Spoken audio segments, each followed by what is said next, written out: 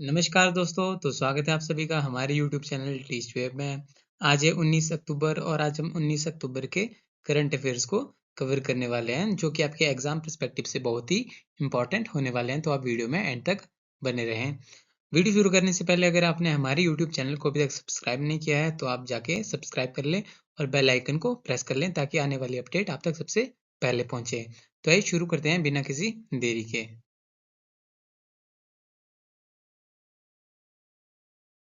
आज के current affair का जो हमारा सबसे पहला क्वेश्चन है वो है, नवगठित भारत तुर्की मैत्री संघ का प्राथमिक उद्देश्य क्या है।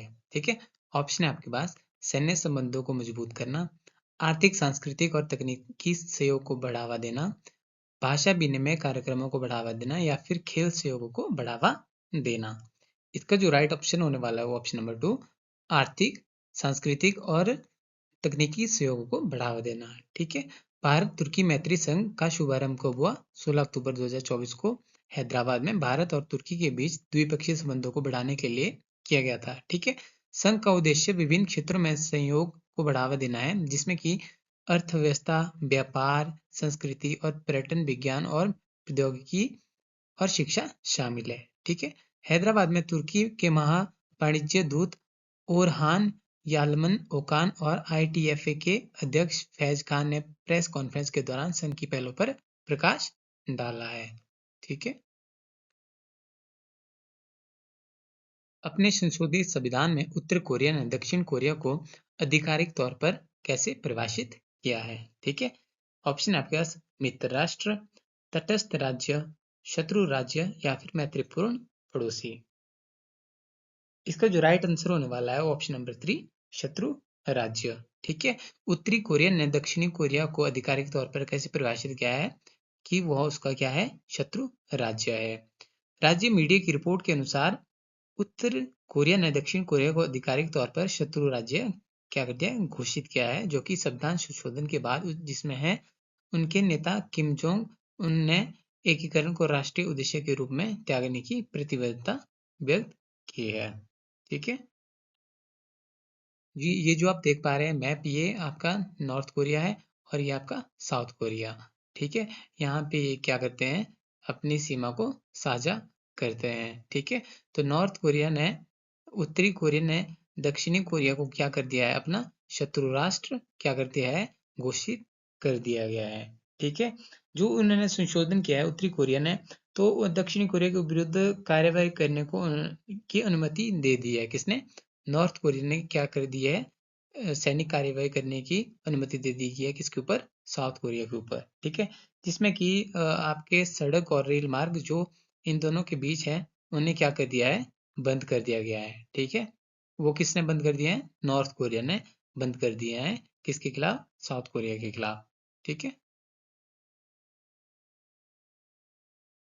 अगला जो क्वेश्चन है वो है, उत्तराखंड मदरसा शिक्षा बोर्ड 416 मदरसों में से एक अनिवार्य विषय के रूप में शुरू करने जा रहा है। इसका उद्देश्य छात्रों के शैक्षणिक विकास को है। वो कौन सा विषय है? ठीक है। ऑप्शन है आपके पास, संस्कृत विषय, कंप्यूटर का, गणित का या फिर अंग्रेजी का। इसका जो राइट आंसर होने वाला है ऑप्शन नंबर 1, संस्कृत का। ठीक है। उत्तराखंड में मदरसा शिक्षा बोर्ड ने 416 मदरसों में एक अनिवार्य विषय के रूप में शुरू करने जा रहा है। वो कौन सा विषय? आपका संस्कृत। ठीक है। उत्तराखंड मदरसा शिक्षा बोर्ड राज्यों के 416 मदरसों में संस्कृत को अनिवार्य विषय बनाने का प्रस्ताव कर रहा है, जिसका उद्देश्य छात्रों के शैक्षणिक अवसरों को बढ़ावा देना है। ठीक है। अगला क्वेश्चन है, डॉक्टर जितेंद्र सिंह द्वारा भारत की पहली स्वसंचलित इंडोर वायु गुणवत्ता निगरानी सुविधा पवन चित्र का उद्घाटन किस हवाई अड्डे पर किया गया था? ठीक है। ऑप्शन है आपके पास, चेन्नई अंतर्राष्ट्रीय हवाई अड्डा, दिल्ली अंतर्राष्ट्रीय हवाई अड्डा या फिर तिरुवनंतपुरम अंतर्राष्ट्रीय हवाई अड्डा या फिर बेंगलुरु अंतर्राष्ट्रीय हवाई अड्डा। इसका जो राइट आंसर होने वाला है वो ऑप्शन नंबर 3, तिरुवनंतपुरम अंतर्राष्ट्रीय हवाई अड्डा। ठीक है।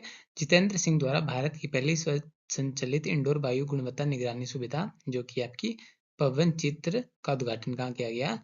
आपका तिरुवनंतपुरम अंतर्राष्ट्रीय हवाई अड्डे पर। ठीक है। अगला क्वेश्चन है, विक्टोरिया एंड एल्बर्ट म्यूजियम के इलेस्ट्रेशन अवार्ड में मैरीगोल्ड्स कलाकृति के लिए उभरते हुए इलस्ट्रेट श्रेणी में किस भारतीय कलाकार ने जीत हासिल की है?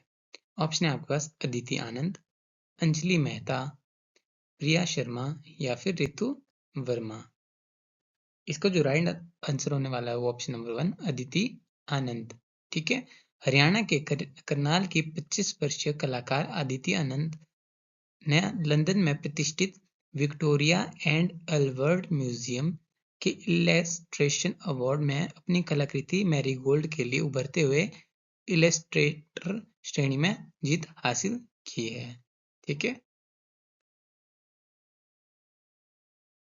अगला क्वेश्चन है, महर्षि वाल्मीकि जयंती के अवसर पर किस राज्य में सभी आवासीय विद्यालयों का नाम बदलकर महर्षि वाल्मीकि आवासीय विद्यालय कर दिया है? ऑप्शन है आपके पास तमिलनाडु, कर्नाटक, आंध्र प्रदेश या फिर महाराष्ट्र। इसका जो राइट आंसर होने वाला है ऑप्शन नंबर 2 कर्नाटक में। ठीक है। वाल्मीकि जयंती के अवसर पर कर्नाटक के आवासीय विद्यालयों का नाम बदलकर क्या रखा गया? महर्षि वाल्मीकि आवासीय विद्यालय कर दिया। ठीक है। कर्नाटक के मुख्यमंत्री सिद्धारमैया ने घोषणा की कि राज्य के सभी सरकारी आवासीय विद्यालयों का नाम बदलकर क्या किया जाए? महर्षि वाल्मीकि की जयंती के अवसर पर महर्षि वाल्मीकि आवासीय विद्यालय कर दिया जाएगा। ठीक है। इसके अलावा उन्होंने यह भी कहा है कि रायचूर विश्वविद्यालय का नाम बदलकर क्या रखा जाएगा? महर्षि वाल्मीकि विश्वविद्यालय किया जाएगा। ठीक है।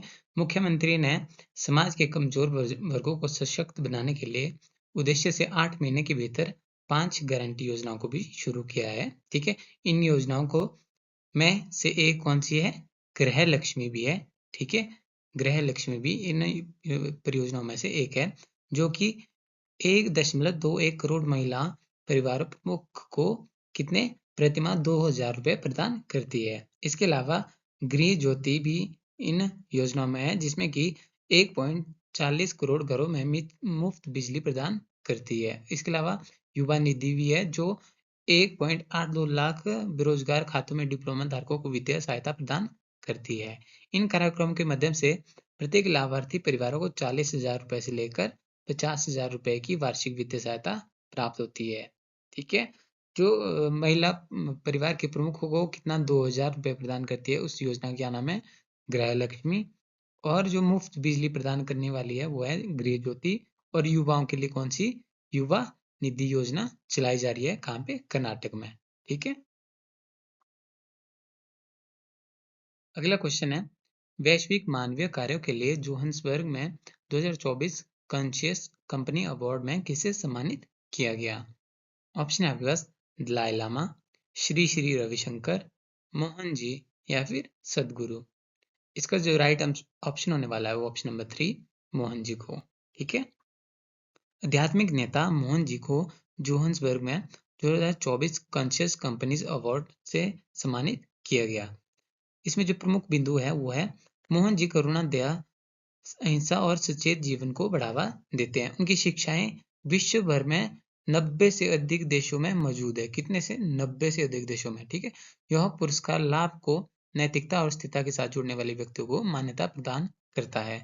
कॉन्शियस कंपनीज अवार्ड में सभी हितधारकों के कल्याण को समर्थन करने वाले नेताओं को शामिल करता है। ठीक है। तो वैश्विक मानवीय कार्यों के लिए जोहान्सबर्ग में 2024 कॉन्शियस कंपनी अवार्ड किसे मिला है? वो आपके मोहन जी को। ठीक है। आगे बढ़ते हैं। अगला क्वेश्चन है, भारत ने हाल ही में पपुआ न्यू गिनी को पोर्टेबल ROI इकाई के साथ 12 हेमोडायलिसिस मशीनें भेजी हैं। पपुआ न्यू गिनी किस महाद्वीप का हिस्सा है? ठीक है। ऑप्शन है आपके पास एशिया, अफ्रीका, ओशनिया या फिर दक्षिणी अमेरिका। इसका जो राइट आंसर होने वाला है वो ऑप्शन नंबर 3 ओशनिया। इसे हम ऑस्ट्रेलिया भी कहते हैं। ठीक है। तो पपुआ न्यू गिनी किस महाद्वीप का हिस्सा है? वो आपके ओशनिया या फिर ऑस्ट्रेलिया। ठीक है। भारत ने गुजरात के पीपा बंदरगाह से पपुआ न्यू गिनी के लिए पोर्टेबल RO इकाइयों के साथ 12 हेमोडायलिसिस मशीनों की पहली खेप भेजी है। यह डिलीवरी मई 2023 में पोर्ट मैरेसेवी में आयोजित FIPIC 3 शिखर सम्मेलन में की गई प्रतिबद्धता को पूरा करती है। ठीक है, तो भारत ने पपुआ न्यू गिनी को कितनी 12 हेमो डियालिसिस मशीनें भेजी और पोर्टेबल आरओ इकाइयों के साथ। ठीक है, आगे बढ़ते हैं।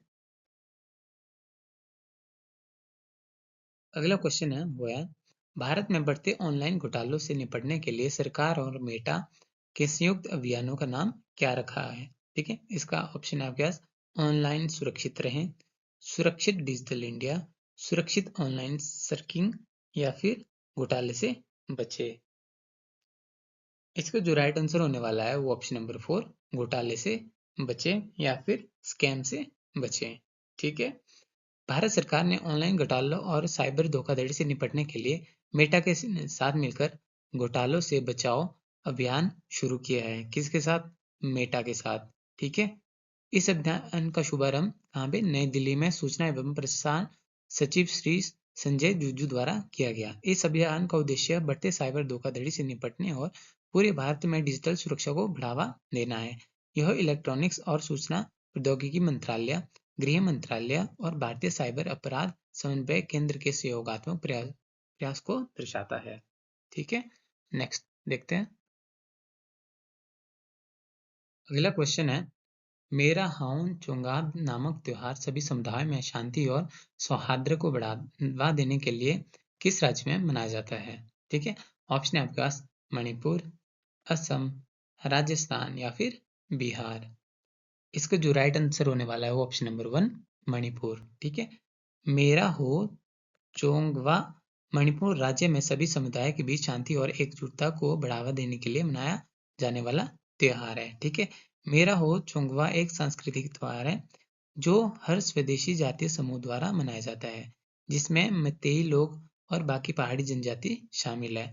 यह दिन मैतेई कैलेंडर के मेरा महीने के 15वें चंद्र दिवस पर पड़ता है। ठीक है, तो मेरा हो चोंगाम नामक त्योहार कहाँ मनाया जाता है? मणिपुर में, जो सभी समुदाय के बीच शांति और एकजुटता को बढ़ावा देने के लिए मनाया जाता है। ठीक है, अगला क्वेश्चन है 19 अक्टूबर 2024 को डॉक्टर अंबेडकर इंटरनेशनल सेंटर नई दिल्ली में पीएम मोदी द्वारा उद्घाटन किए गए कर्मयोगी सप्ताह का प्राथमिक लक्ष्य क्या है। ठीक है, ऑप्शन है आपके पास सिविल सेवकों के बीच अंतर विभागीय प्रतिस्पर्धा को बढ़ाना, सिविल सेवकों की व्यक्तिगत और संगठनात्मक क्षमता को बढ़ावा देना, अंतर्राष्ट्रीय कार्यभार के लिए सिविल सेवकों को प्रशिक्षित करना या फिर प्रौद्योगिकी संचालित शासन पर ध्यान केंद्रित करना।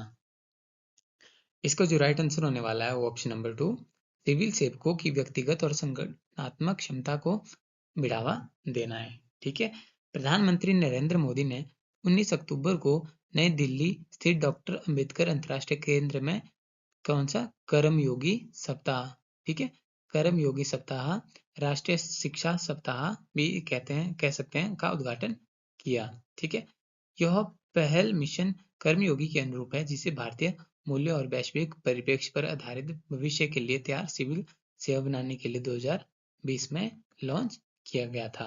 ठीक है, इसके अलावा कर्मयोगी सप्ताह का उद्देश्य पूरे भारत में सिविल सेवकों के शिक्षण और विकास को बढ़ावा देना है। ठीक है, यह कार्यक्रम राष्ट्रीय लक्ष्यों के अनुरूप एकीकृत एक सरकार दृष्टिकोण को बढ़ावा देता है। प्रतिभागियों को आईजीओटी प्लेटफॉर्म, मॉड्यूल और वेबिनार के माध्यम से कम 4 घंटे की योग्यता आधारित शिक्षा में भाग लेना होगा। इसका ध्यान बेहतर नागरिक केंद्र सेवा वितरण के लिए आवश्यक कौशल विकसित करने पर है। ठीक है,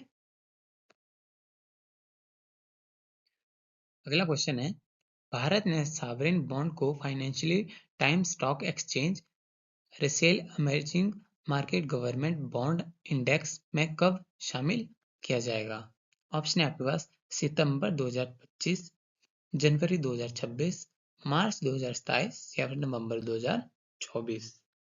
इसका जो राइट ऑप्शन होने वाला है वो ऑप्शन नंबर 1 सितंबर 2025 को। ठीक है, F T S C Russell ने घोषणा की कि वह सितंबर 2025 से भारत के सॉवरेन बॉन्ड को अपने ईएमजीबीआई में शामिल करेगा। ठीक है, बाजार मूल्य के आधार पर भारतीय प्रतिभूतियों ईएमजीबीआई का 9.35% प्रतिनिधित्व करेगी। ठीक है, इसके साथ साथ भारतीय बॉन्डों को शामिल करने से पहले जेपी मॉर्गन और ब्लूमबर्ग इंडेक्स सर्विसेज को भी सूचकांक में शामिल किया गया था। ठीक है। एएफटीएसई रिसेल ने पहले कराधान पंजीकरण और निपटान से संबंधित मुद्दों के कारण समावेशन को स्थगित कर दिया था, लेकिन पहुंच पर सुधार को स्वीकार किया गया था। इसके अलावा जो है दक्षिण कोरिया सरकारी बॉन्ड को एफटीएसआई वर्ल्ड गवर्नमेंट बॉन्ड इंडेक्स में शामिल करने का निर्णय भी लिया गया है। ठीक है। एफटीएसई रसेल लगभग 4.8 ट्रिलियन डॉलर की परिसंपत्ति का प्रावधान करता है, जो इसे सूचकांक पर आधारित है, जो इसे समावेशन के महत्व को उजागर करता है। ठीक है। तो कब तक लागू होगा ये बॉन्ड? ये होगा आपके सितंबर 2025 तक। ठीक है। अगला क्वेश्चन है, किस बैंक को अक्टूबर 2024 में association of mutual fund in India में म्यूचुअल फंड वितरण लाइसेंस प्राप्त हुआ? ऑप्शन आपके पास India post payment bank, Jio payment bank, Fino payment bank या फिर एयरटेल पेमेंट बैंक। इसका जो राइट ऑप्शन होने वाला है वो ऑप्शन नंबर 2 जियो पेमेंट बैंक। ठीक है। जियो पेमेंट्स बैंक को एएमएफआई ने म्यूचुअल फंड वितरण लाइसेंस प्राप्त हो गया है। यह लाइसेंस म्यूचुअल फंड योजनाओं की प्रत्यक्ष योजना के वितरण की अनुमति देता है। ठीक है। साथ ही साथ यह कदम जियो फाइनेंशियल सर्विसेज की वित्तीय सेवा उद्योग में विस्तार की रणनीति का हिस्सा भी है। ठीक है। आगे बढ़ते हैं। अगला क्वेश्चन है, भारत की कौन सी कंपनी हाल ही में विश्व आर्थिक मंच के ग्लोबल लाइट हाउस नेटवर्क में शामिल हुई है? ऑप्शन आपके पास Reliance Industries, High Radius Technologies, Jubilant Ingrevia या फिर क्षुद्रग्रह समाधान। इसका जो राइट ऑप्शन होने वाला है वो ऑप्शन नंबर 3 जुबलेंट इंग्रेविया। ठीक है। यह विश्व आर्थिक मंच के ग्लोबल लाइट हाउस नेटवर्क में शामिल हो गया है, जो गुजरात संयंत्र में एआई संचालित विनिर्माण परिवर्तन की भूमिका को उजागर करता है। ठीक है। इस साइट ने 2000 से अधिक कर्मचारियों को पुनः प्रशिक्षित किया है तथा इसका उद्देश्य स्थिरता और डिजिटल हस्तक्षेप को भी बढ़ाना है। ठीक है। आगे बढ़ते हैं। आज के करंट अफेयर का जो अंतिम क्वेश्चन है, लास्ट क्वेश्चन है, वो है financial action task force FATF का उद्देश्य क्या है? ठीक है। ऑप्शन आपके पास आतंकवादी समूह से जुड़े बंधक स्थितियों के दौरान फिरौती पर बातचीत करना, या फिर आतंकवाद विरोधी सैन्य अभियान शुरू करना, या फिर धन संशोधन आतंकवादी वित्त पोषण से निपटने के लिए अंतर्राष्ट्रीय मानक निर्धारण करना, या फिर आतंकवाद को प्रायोजित करने वाले देशों पर आर्थिक प्रतिबंध लगाना। इसका जो राइट आंसर होने वाला है वो ऑप्शन नंबर 3 धन शोधन और आतंकवादी वित्तपोषण से निपटने के लिए अंतर्राष्ट्रीय मानक निर्धारण करना है। ठीक है। फाइनेंशियल एक्शन टास्क फोर्स एक अंतर सरकारी नीति निर्माता निकाय है जो अंतर्राष्ट्रीय मानक निर्धारण करता है और धन शोधन, आतंकवादी वित्तपोषण और अंतर्राष्ट्रीय वित्तीय प्रणाली के लिए अन्य खतरों से निपटने के लिए कानूनी, नियामक और परिचालन उपायों के लिए प्रभावी कार्यान्वयन को बढ़ावा देता है। ठीक है। 1890 में स्थापित फाइनेंशियल एक्शन टास्क फोर्स एक अंतर सरकारी निकाय है जो मनी लॉन्ड्रिंग, आतंकवाद की वित्त पोषण और अंतर्राष्ट्रीय वित्तीय प्रणाली की अखंडता के लिए अन्य संबंधित खतरों से निपटने के लिए वैश्विक मानकों को निर्धारित करने में अग्रणी भूमिका निभाता है। ठीक है। तो FATF की स्थापना कब की गई? वो आपका 1990 ईस्वी में। ठीक है।